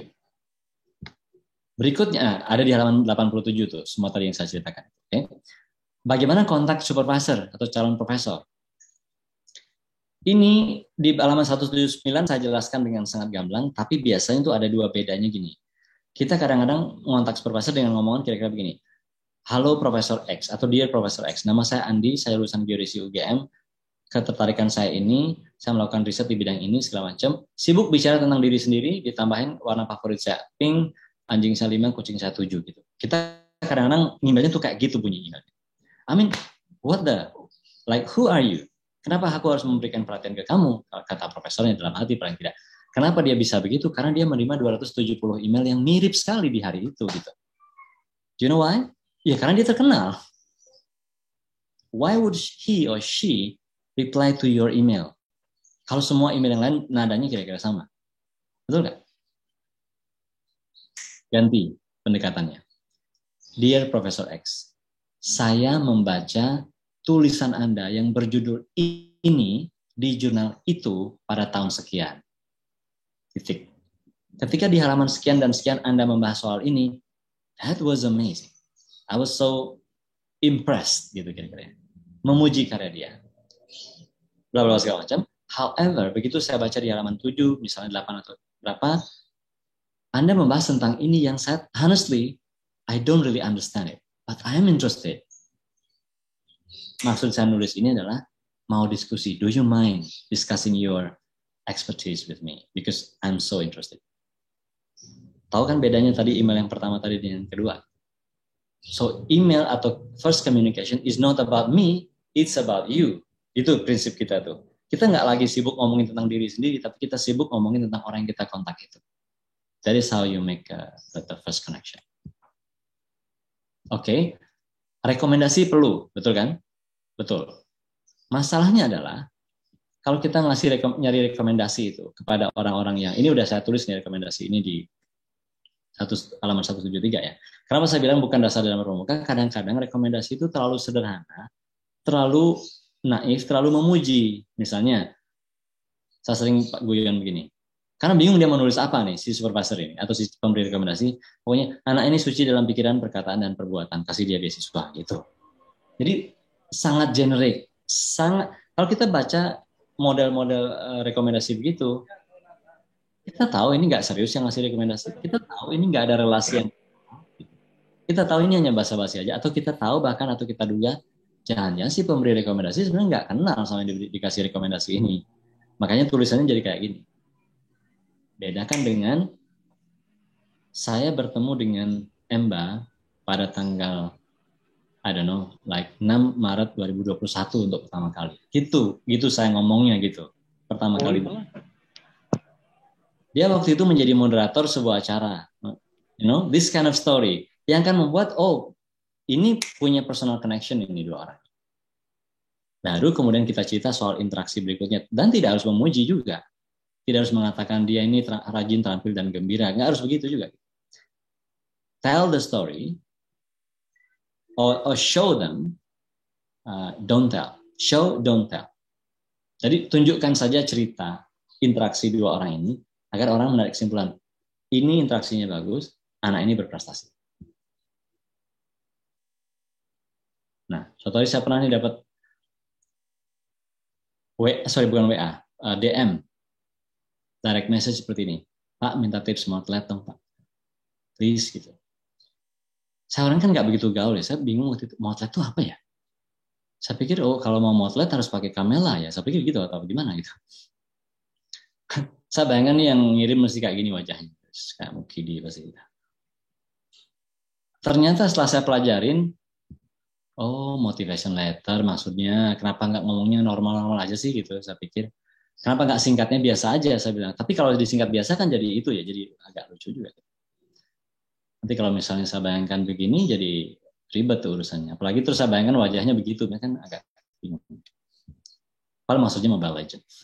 Anyway, motivation letter itu penting, dan itu ada di buku saya, itu di halaman 163, gimana cara bikin, nanti kita bisa diskusi juga. LOE itu untuk beasiswa Australia itu nggak wajib. Oke, tidak harus teman-teman mendapatkan letter of acceptance. Jadi tidak harus daftar dulu ke universitas nih, daftar perguruan tinggi. Tapi jika memang nanti mau nyari LOE ya, caranya ya semuanya online, submit aja semua syaratnya, itu udah gampang. Itu ada di 189 tuh halaman, oke, di bukunya. Nah, lalu teman-teman mungkin nanya, terus dapat apa nih dari beasiswa setelah kita mendapatkan beasiswa, terus apa yang kita peroleh? Satu, orang bertanya pada saya, benefitnya apa? Well, kalau ngomong benefit sebenarnya udah jelas lah tadi ya. Kita ngomong hal yang muluk-muluk tuh biasanya. Ilmu, pengetahuan, jejaring, gini-gitu ya. Tapi mungkin ada yang nanya, sebenarnya bukan benefit yang ditanya, tapi profit. Profitnya tuh maksudnya, bisa nabung nggak sih Pak? Gitu. Cuman malu-malu nanyanya nih. Cuman saya kasih tahu aja sekarang. Ada teman saya yang pulang-pulang bisa beli rumah. Ada tuh. Ada juga yang bisa beli mobil. Atau beli dua-duanya, ada. Ya walaupun mungkin mobil dan rumahnya nggak seperti ini ya, ini hanya sekedar ilustrasi aja. Jadi mungkin bukan itu yang seharusnya jadi motivasi utama, tapi kalau teman-teman menjadikan itu sebagai salah satu motivasi, sangat sah, boleh. Saya sangat paham itu, dan saya pun mungkin somehow memiliki motivasi itu juga gitu, dan saya kira itu sangat sah. Atau yang lain apa? Biar bisa keliling dunia, sangat mungkin. Saya selama sekolah di Australia saya berkeliling ke 5 benua untuk presentasi, belajar, dan segala macam, mungkin sekali kita lakukan. Atau ada yang punya motivasi yang lebih pragmatis lagi, pengen anaknya lahir di Sydney, atau di Canberra, atau di Melbourne, atau di Tasmania, atau di Darwin, atau di Perth, atau di Adelaide. You can use this as a motivation. Ini foto keluarga kami pertama di Sydney tahun 2015. Anak saya sekarang umur hampir 16 tahun. Ya. Sorry, tahun 2005, maaf. Pada tahun 2005. Ini bukan motivasi utama mungkin, tapi bisa jadi ini motivasi yang sangat kuat. Kalau teman-teman mau tanya sekarang, siapa saya atau siapa Andi ketika saya melamar di tahun 2002 dulu, ini adalah saya. Saya pernah dapat 1,2 IP-nya di semester 5. Di transkrip saya ada nilai D-nya sampai hari ini. Saya tidak punya pengalaman riset sama sekali dengan dosen, tidak punya paper, saya tidak punya karya-karya, karena namanya tidak pernah berkarya, tidak punya karya, dan tidak punya pengalaman juga yang banyak. Kenapa belum punya pengalaman? Karena saya lulus 2001, melamar 2002. It was me. Ceritanya gimana? Saya diterima. Artinya kalau saya dengan kualifikasi seperti ini bisa diterima, berarti teman-teman harusnya memiliki satu keyakinan yang baik. Teman-teman juga mungkin diterima, betul nggak? Kalau masih bertanya, mungkin nggak sih saya bisa? Oke, saya kasih tahu satu lagi. Apakah ada yang pernah mendengar, mungkin ada yang pernah mendengar, Universitas Katolik Widya Mandira, ini di Kupang, nih mungkin banyak yang tidak tahu, terutama kalau saya di Jawa biasanya nggak ada yang tahu nih universitas ini. Itu sebuah universitas kecil swasta di Kupang. Kecil, swasta, Kupang. Ini 3 kata kunci ya. Tapi yang menarik adalah Cila, teman saya yang fotonya ada di sini, itu alumni universitas tersebut. Dan ini adalah foto dia ketika wisuda di University of New South Wales, Australia, dengan beasiswa AAS. What does it tell you?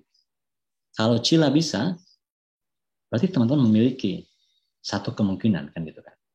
As we speak now, Cila itu udah lulus S3-nya di sebuah perguruan tinggi di Inggris. Dan cerita tentang Cila itu ada di buku 127, 133 tuh, saya tulis di situ. Oke. Kalau Cila bisa dengan situasi seperti itu, teman-teman sangat mungkin diberi kesempatan juga oleh Tuhan. Kita ambil apa enggak? You can say one day, I nailed it. Atau saya berhasil, atau I failed it. Saya gagal. Antara kegagalan dan keberhasilan itu ada jembatan namanya persiapan. This is exactly what you are doing now, persiapan. Okay? So jadi teman-teman sekalian, kalau kita pikir itu impossible, mungkin kita salah baca, mungkin sebenarnya possible. I am possible. So it's all about you, karena di dalam sukses itu ada you. Terima kasih, thank you very much, Mas Emba. Mari kita diskusi. Ya, siap. Makasih Pak Andi. Luar biasa sekali presentasi atau sharingnya dari Pak Andi. Kita lanjut ke sesi berikutnya. Mungkin Pak Andi langsung ke sesi question and answer. Jadi kami sudah ada Kak Roni yang sudah menghimpun pertanyaan teman-teman via kolom chat. Yang pertanyaan pertama nih Pak Andi. Dari Anjani. Jadi Mbak Anjani ini gabung via YouTube Livestream.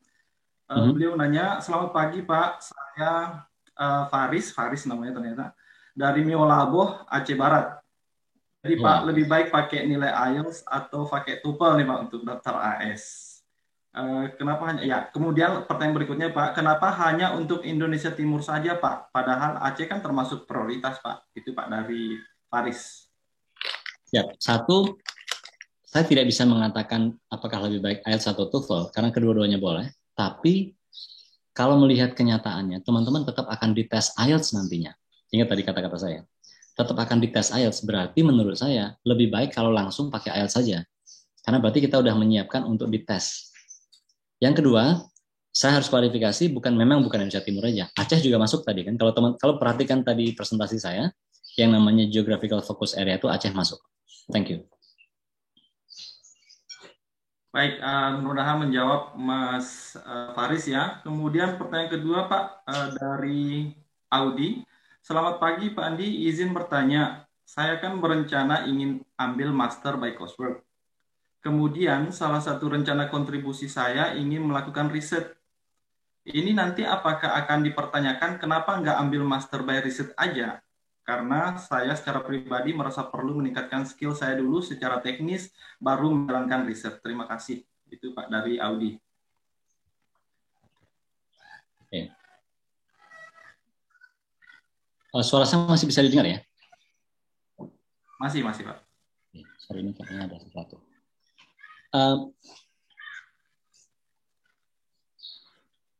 Mengambil master by coursework, tapi mengatakan akan berkontribusi untuk riset gitu ya? It's okay, nggak masalah. Kalau memang nanti rencana kontribusi. Iya. Sorry, kedengeran nggak suara saya? Saya yang break up atau Mas Emba nih yang tidak kedengeran? Kedengeran kok Mas, kedengeran. Pak Andi kedengeran Pak. Oke, siap, terima kasih. Tidak, it's okay, nggak masalah. Kalau memang nanti dibilangin kenapa tidak master by riset, bisa disampaikan seperti itu, karena riset itu bisa dilakukan juga nanti ketika kita, jadi di coursework itu bisa ngambil mata kuliah yang ada risetnya. Sampaikan itu, dan kedua nanti risetnya bisa kita lakukan setelah melakukan S2. It's okay, good, no problem.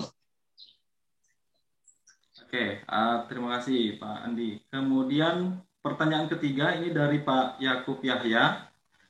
Izin bertanya Pak Andi, untuk PhD bagaimana cara menyusun research proposal? Sedangkan kita terbatas akses atau tidak berlangganan jurnal ilmiah. Bagaimana kiatnya mengakses artikel jurnal secara gratis namun legal, Pak? Oke. Pertama kali kunjungi scholar.google.com. Saya kira banyak orang tahu nih. Saya tulis ya di sini ya.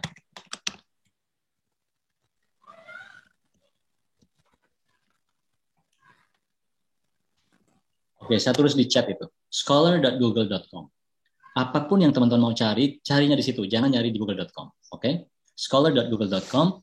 Tulis topiknya segala macam, nanti akan muncul, yang akan muncul pastilah jurnal ilmiah atau tulisan ilmiah lah paling tidak.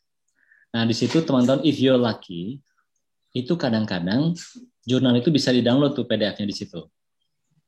Oke, itu satu. Dan saya sering sekali melakukannya, sering mendapatkan di situ. Kalau nanti ternyata misal udah dapat judulnya, di klik aja ininya, diambil citasinya atau lengkapnya gimana. Itu coba teman-teman kirim ke teman yang sedang sekolah di luar negeri. Kalau sama sekali nggak punya teman yang sekolah di luar negeri, walaupun saya jadi bertanya-tanya kenapa nggak ada. Ngerti nggak maksud saya? You have a problem with your pergaulan mungkin. Sorry, ini saya mungkin agak harsh, tapi jadi kalau sama sekali nggak bisa mengakses orang yang ada di luar negeri, you might have a problem. Gitu. Ini Zaki udah tulis juga tuh, ada bisa ResearchGate, ada Academia Edu. Tapi intinya begini. Intinya adalah jurnal itu ada yang memang bisa diakses secara gratis, kan ada yang open access kan. Jurnal itu kan. Itu juga bisa. Nah, yang namanya ResearchGate dan Academia Edu itu sebenarnya apa yang terjadi di situ? Si penulis dengan sukarela menyebarkan papernya sendiri secara legal gitu. Itu berarti udah atas izin dia. Oke? Semoga bisa membantu.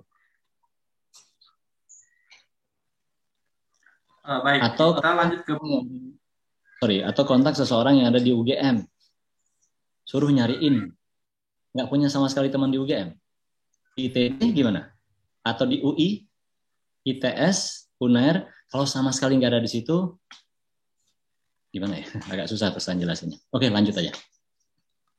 Siap Andi. Pertanyaan berikut dari, ini nggak ada nama di YouTube, Pak. Ini nanyain materinya, Pak, bisa di-share nggak PDF-nya? Ini saya serahkan ke Pak Andi, bisa atau tidak, tergantung Pak Andi nih. Untuk materinya Pak Andi, apa bisa di-share, Pak? Itu pertanyaan bisa, dari no problem. peserta yang ada di YouTube live stream. Bisa. Ya, nanti kita bantu share ya, teman-teman sekalian. Ya, makasih Pak Andi. Nah, pertanyaan selanjutnya dari Muammar Hanif ini, Pak Andi. Izin Bapak, mohon sarannya. Bidang apa yang cocok bagi PNS di bidang pelayanan publik yang ingin ambil master by coursework dengan isu COVID-19? Demikian, terima kasih. Pelayanan publik ya? Ya. Ya, inovasi pelayanan publik di era COVID-19, misalnya from offline to online service gitu. Jadi efisiensi, saya nggak tahu jurusannya apa karena saya bukan bidang itu, tapi yang lebih kepada misalnya governance, tapi dengan memanfaatkan teknologi. Kan bisa aja misalnya IT-based governance misalnya gitu ya, atau IT-based public service. Itu mungkin bisa belajarnya kalau dia basisnya IT, tentu dia belajar di IT. Kalau dia basisnya misalnya administrasi negara, bisa juga di public policy. Jadi itu salah satu aja beberapa yang misalnya gini, kalau saya bayangin gitu ya, terbatas aksesnya, teknologinya nggak ada, tapi kita tetap ingin melakukannya. Gimana cara itu memanfaatkan yang sederhana, tapi bisa maksimal perannya. Itu mungkin bisa tuh. Entah apa ininya, entah apa jurusannya. Ya, next. Ya, siap. Yang berikut dari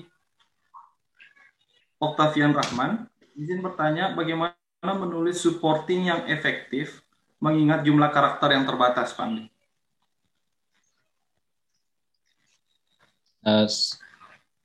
Sebentar ya. Saya lagi ada MC.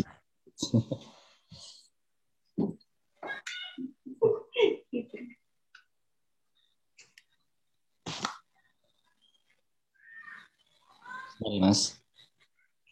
Iya, iya Pak.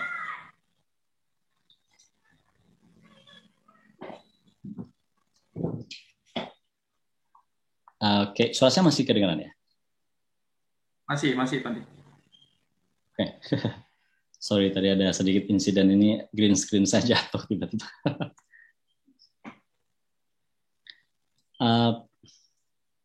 Sorry, tadi apa pertanyaannya? Maaf, saya agak lost tadi, karena agak kaget. Pertanyaan dari Octavian Rahman nih Pak Andi. Izin bertanya, bagaimana menulis supporting statement yang efektif mengingat jumlah karakternya yang terbatas, Pak?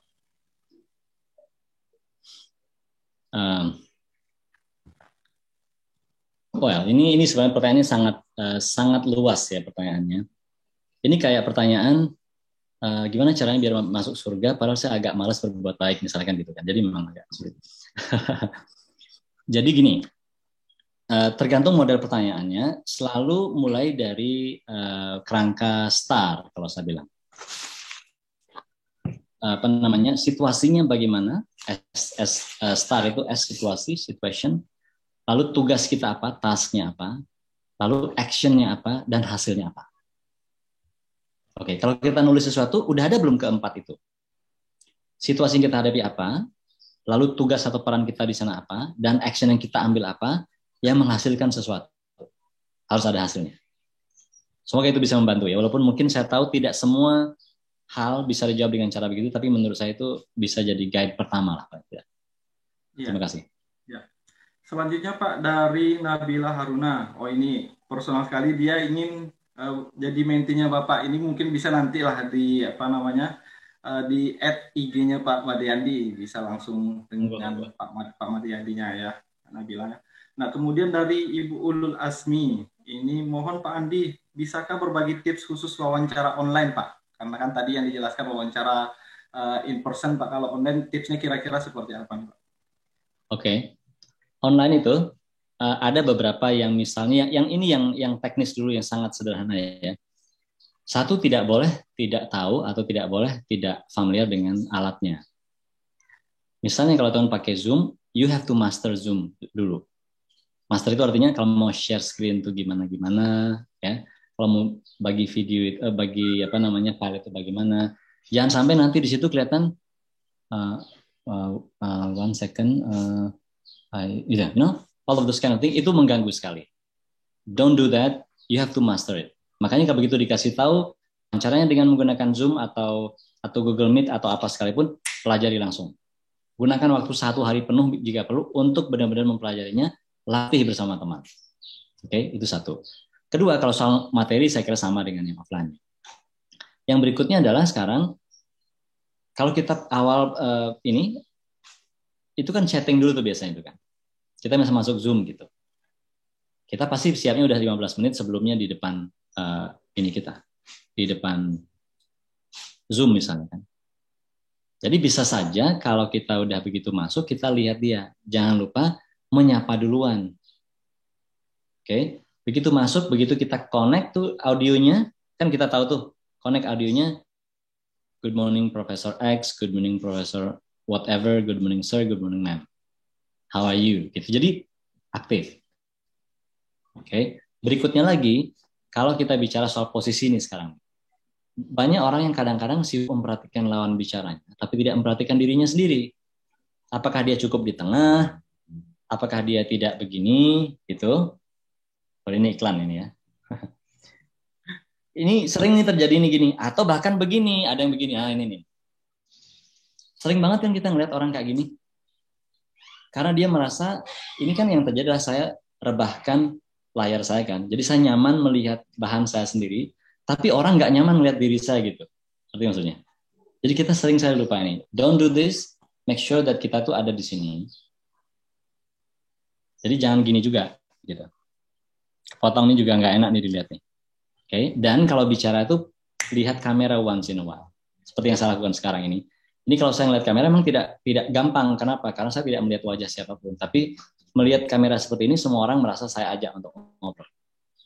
Gitu aja mungkin dulu tipsnya. Siap, terima kasih Pak Andi. Next question from lalu Faris Naufal. Pak Andi, apakah saya perlu menyebutkan AUS Indo Partnership Project pada supporting statement, mengingat ini adalah beasiswa G2G? Itu dari Paris Nova, Pak Andi.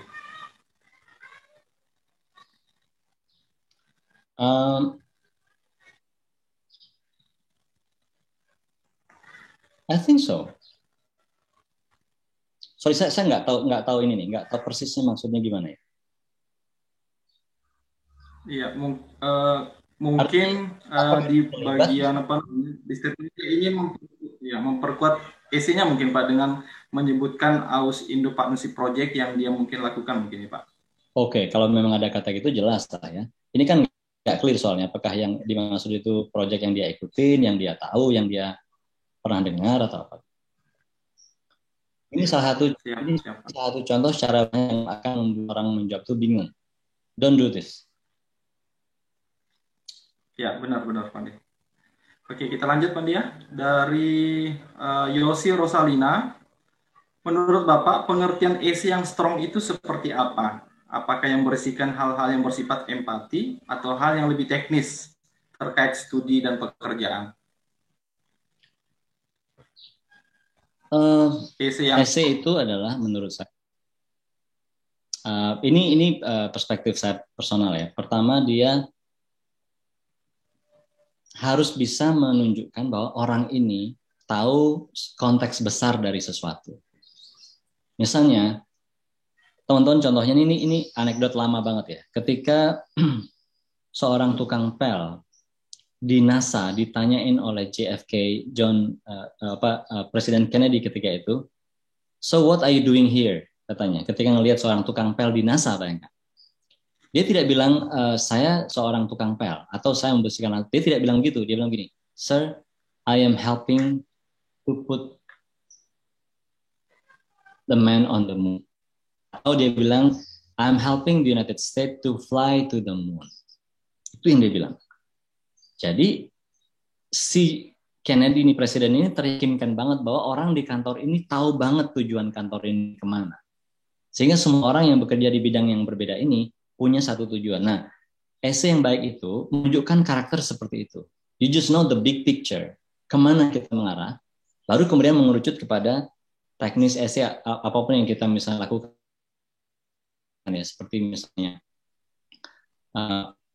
contohnya tuh, kalau misalnya kita melakukan di bidang kesehatan atau COVID-19 atau menggunakan programming ini itu, tapi sebenarnya tujuan besarnya apa nih?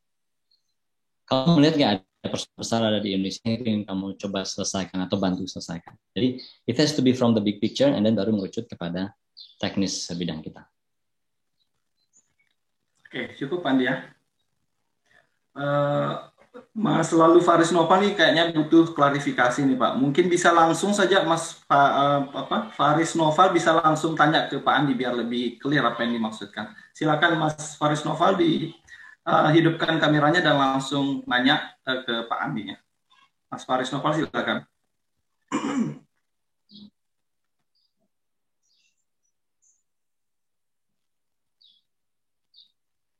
Mas Faris Nova.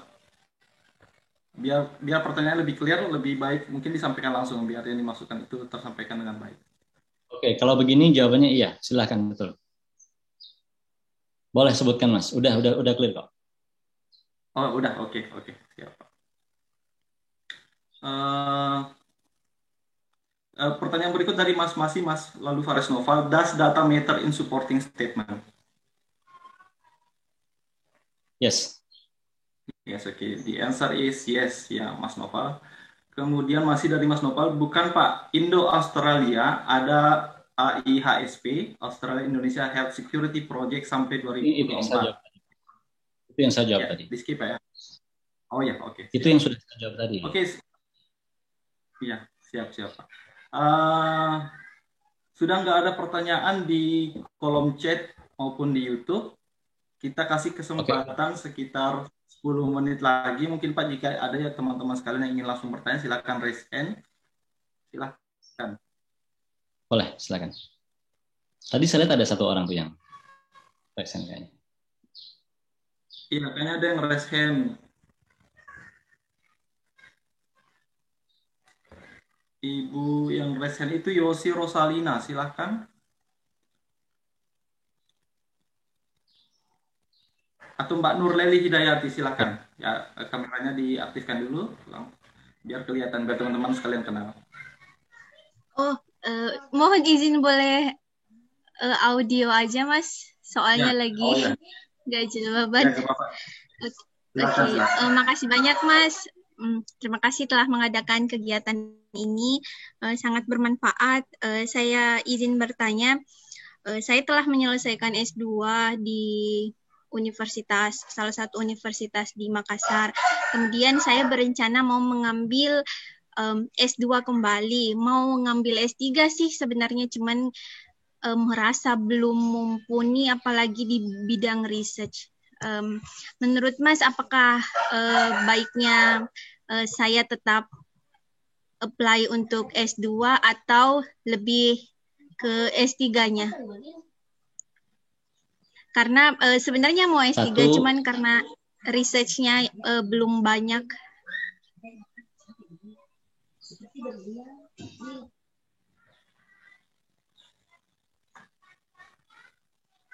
Boleh saja nih. Ya, silakan Pak Adi, silakan.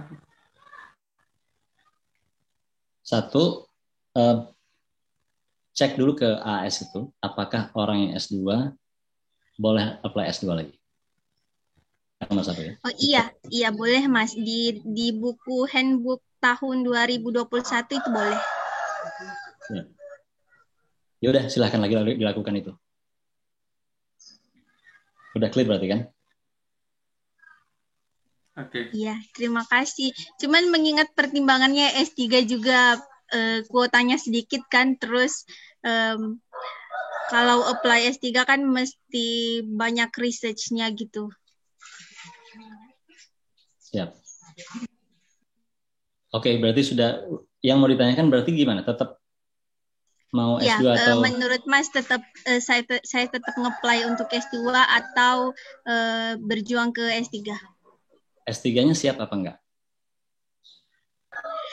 Itu dia sih. Oke. Ya berarti udah jelas ya. S2 dulu. Makasih Mas. Oke ya, itu dia. Kemudian masih ada nggak lagi satu penanya deh? Satu penanya langsung. Raise hand silakan. Mas Faris tadi sudah siap nggak, Mas Faris?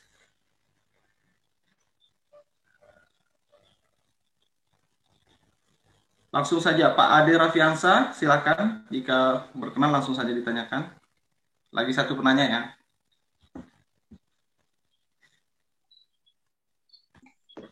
Mas Mbak, Assalamualaikum. Waalaikumsalam. Pertanyaan saya ada di chat Mas Mbak, bisa dilihat sebentar. Ini dengan siapa Mas? Fakih, Mas Mbak. Fakih, oh siap. Oh ya, ini ada dari Fakih. Mohon maaf Pak, izin bertanya, bagaimana tips bagi fresh graduate yang belum memiliki published journal, IPK cukup misal 3, pengalaman riset kurang, peranan terhadap komunitas yang masih minim, tapi dapat kompetitif dalam memperebutkan beasiswa AS ini. Nah, itu dia dari Fakih Pak. Ya. Masih ingat mungkin tadi apa yang saya sampaikan di slide saya yang agak terakhir itu, ketika saya tunjukkan bagaimana situasi saya ketika daftar ya? Masih ingat itu pastinya, atau kalau nggak ingat saya ingetin dulu. Saya tidak cum laude, saya tidak lulusan tercepat. Saya pernah dapat IP 1,2 di dalam perjalanan saya di kuliah. Ada nilai D di transkrip saya. Tidak punya karya, tidak punya riset sama sekali kecuali skripsi. So I was just like you. Berarti gitu kan. Terus kenapa saya bisa dapat itu? Kayaknya saya aktif di organisasi. Saya cukup aktif di organisasi, jadi saya jadi ketua OSIS di SMP, SMA, di kuliah juga saya jadi ketua keluarga mahasiswa Hindu dan segala macam. Itu rupanya membantu saya untuk bisa menghadirkan satu kesan pertama yang tidak terlalu buruk lah. Jadi mereka mau mencoba saya dan saya kemudian diundang untuk wawancara. Yang lain tentu saja syaratnya memenuhi. Kalau tadi kan udah memenuhi itu syaratnya kan. Tinggal nanti TOEFL-nya dan IELTS-nya mungkin yang diketatin dikit. Dikencengin dikit gitu ya belajarnya. biar agak lebih tinggi, lebih meyakinkan. Oke? Oke nggak nih jawaban saya? Atau ada yang mau di ini lagi? Mau ditanyain lagi? Ya, silakan Pak Ki, kalau memang masih ada yang ditanyakan. Oke, kalau enggak saya mau bahas sedikit ini. Nah, sekarang ini nih, kalau ada teman-teman yang sedang S1-nya belum lulus, 2 atau 3 tahun lagi, you don't want to ask this kind of question. Maksudnya begini, Pak, saya itu IP-nya nggak bagus, organisasinya nggak banyak, penelitiannya nggak ada, gitu kan? Bahasa Inggrisnya nggak bagus. Gimana caranya bisa dapat beasiswa? Kan kira-kira begitu kalau saya sederhanakan pertanyaannya. You don't want to ask this question in 2 years from now. Artinya apa? Persiapan itu nggak bisa lakukan secara instan. Kalau hari ini teman-teman nih yang masih S1 yang akan lulus 2-3 tahun lagi merasa seperti itu situasinya, berarti pastikan jangan sampai 2 tahun lagi masih seperti itu. Apa paling tidak yang bisa dilakukan? Aktif organisasi paling tidak, karena itu kan nggak ada syarat tuh. Oke. Terus misal kalau bahasa Inggrisnya belum, hari ini kursus atau lakukan sesuatu secara online, kayak pokoknya harus mati-matian. Jangan sampai hari ini situasinya begitu, 2 tahun lagi baru nanyain gitu. That is a big mistake. Semoga teman-teman paham maksudnya ini. Jadi you cannot really predict the future, you have to create it. Lakukan dari sekarang. Jadi makanya 2 tahun lagi saya mau nanya apa nih kepada seorang pembicara beasiswa gitu kan. Jangan sampai pertanyaannya seperti hari ini. Pak, saya nggak aktif organisasi. Ya, udah tahu nggak aktif organisasi, aktif dong, gitu kan kira-kira gitu. Ini untuk yang belum ya, tapi untuk yang teman-teman yang sudah seperti Mas Fakih tadi ya, itu jawaban saya. Terima kasih. Ya, makasih Pak Andi. Ini sebenarnya masih ada banyak sekali Pak Andi, tapi kalau berkenan Pak Andi tinggal satu nih. Oh Pak, kalau berkenan nih Pak Andi, satu orang lagi ya. Boleh. Ya, Mas Ade Rafiansa silakan. Penanya terakhir ya, teman-teman sekalian. Selamat pagi Pak Andi. Saya mau minta saran memasukkan Pak Andi. Saya ada permasalahan dalam memutuskan jurusan yang saya minat. Mohon maaf, saya tidak bisa dengar suara. Tidak clear. Sorry, mohon maaf. Kalau tidak bagus suaranya, tolong dicatat di chat aja. Boleh. Ini saya bacakan saja Pak Andi. Atau boleh. Ya. Sorry, saya nggak dengar. Dari Pak Ade Rafiansa, mohon saran pemasukan Pak Andi. Saya sangat berminat untuk mengambil program studi yang sama sekali tidak sesuai dengan pekerjaan atau organisasi saya sekarang. Menurut Bapak nih, seberapa penting sih kita ngambil field study yang sesuai dengan pekerjaan tempat kita bekerja sekarang ini, Pak? Tentu akan lebih baik kalau S1-nya pekerjaan sekarang sama pekerjaan masa depan itu sinkron. Itu udah terbaik lah ya. Tentu tidaknya begitu. Tapi kalau ditanya sekarang soal yang tadi, jawaban saya adalah sangat orang itu bisa berubah dalam hidupnya, nggak masalah. Tapi how can you relate gitu? Mengaitkan misalnya fondasi yang saya punya sekarang, misalnya contohnya gini, matematika misalnya. Lalu nanti ingin mengambil apa sih SDM gitu.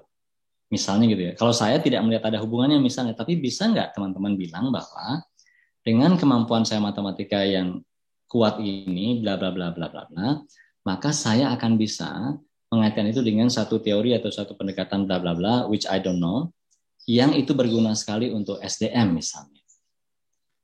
Jadi soal bagaimana bagaimana yang kita punya sekarang itu bisa jadi fondasi yang kuat untuk apa yang ingin kita capai di masa depan, itu inti banget. Kalau misalnya udah jauh banget, beda, nggak bisa mengaitkan, ya nggak usah jauh-jauh, coba menjadi tim penyeleksi. Kalau melihat orang seperti itu, what should you do? Kan gitu kan. Jadi artinya ya belajar dengan serius untuk mengaitkan apa yang dipelajari di S1 dan apa yang dikerjakan sekarang dan apa yang akan dilakukan di masa depan. Kalau memang itu tidak terkait secara formal, maka coba kaitkan dari aspek yang lain. Bagaimana misalnya katakan seorang engineer seperti saya dulu belajar manajemen proyek misalnya gitu kan, project management. Itu ternyata bisa banget berguna untuk di NGO yang berkaitan dengan misalnya membantu ibu-ibu hamil yang kurang sehat di desa apa misalnya gitu ya. Jadi you have to be able to tell the story and to build the story to make the connection between one dot to other dot. Gitu. Semoga clear maksudnya. Thank you. Siap. Ya, demikian teman-teman sekalian. Pak Andi, terima kasih atas jawaban atas pertanyaan dari teman-teman sekalian. Karena waktu sudah menunjukkan pukul 11.50 WITA nih Pak. Jadi kurang lebih jam 11 di Jogja. Sesuai dengan schedule, kita akan mengakhiri kegiatan kita pada hari ini. Sebelum kegiatan ini kita akhiri, kita ada sesi penyerahan sertifikat apresiasi kami kepada Pak Madiani yang sudah berkenan berbagi pengalaman beliau for free nih teman-teman sekalian. Jadi luar biasa sekali motivasi dan dorongan motivasi dari Pak Made Andi Arsana untuk kita sekalian. Akademi juga. Nanti kami akan kirimkan via email Pak ya sertifikatnya. Ya. Boleh email, boleh WA juga. Oke, terakhir mohon bantuan teman-teman sekalian agar videonya bisa diaktifkan. Kita sesi foto bersama nanti akan di-capture oleh Kak Roni. Kak Roni silakan. Teman-teman sekalian yang sudah siap videonya diaktifkan ya.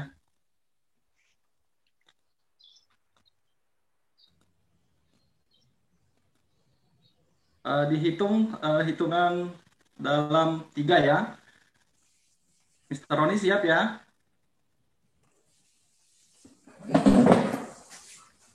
Ya, silakan. Dihitung Mr. Ron. 1, 2, 3. Smile. Sekali lagi. 1, 2, 3. Ya. Terima kasih Pak Andi selaku narasumber kita pada hari ini. Kak Zaki, terima kasih juga supportnya untuk kegiatan kita pada hari ini, support dari Lini Academy. Dan buat para scholarship hunter sekalian, tetap semangat. Mudah-mudahan tahun ini bisa apply dan bisa dapat beasiswanya. Kita akhiri kegiatan ini. Terima kasih atas segala partisipasinya dan pertanyaannya dan antusiasmenya dalam kegiatan ini. Dan kami tidak lupa mengucapkan mohon maaf apabila dalam pelaksanaan kegiatan ini terdapat banyak kekurangan, termasuk pada saat registrasi dan link YouTube yang sempat nggak bisa terbuka. I think that's all for today. Good luck with your scholarship application and see you next time. Assalamualaikum warahmatullahi wabarakatuh. Terima kasih Pak Andi. Terima kasih Pak Andi. Terima kasih semua.